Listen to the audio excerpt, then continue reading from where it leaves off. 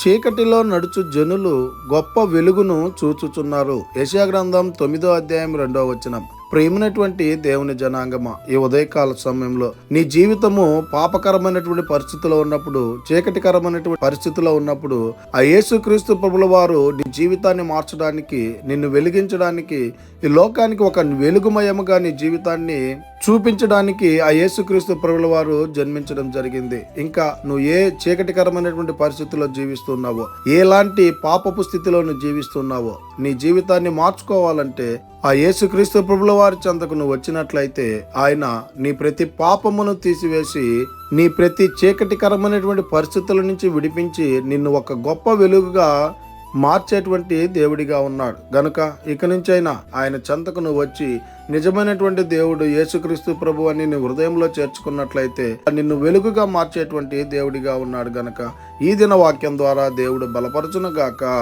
ఆమేన్.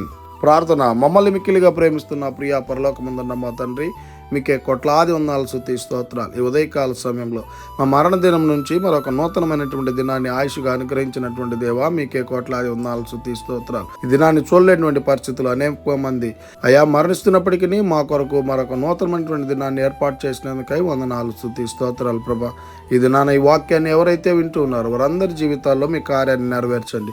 ఎవరు ఏ చీకటి పరిస్థితిలో ఉన్నారో ప్రభా, వారిని వెలుగులోనికి నడిపించమని ప్రార్థన చేస్తూ ఈ ఉదయకాల సమయంలో తండ్రి, ఎవరైతే ప్రయాణాలు పనులు చేస్తున్నారో, నూతన కార్యాలు ఎవరైతే మొదలు పెడుతున్నారో, వ్యాపారాలు చేస్తున్నారో, మీరే తోడై ఉండమని ప్రార్థిస్తూ ఉన్నాం తండ్రి.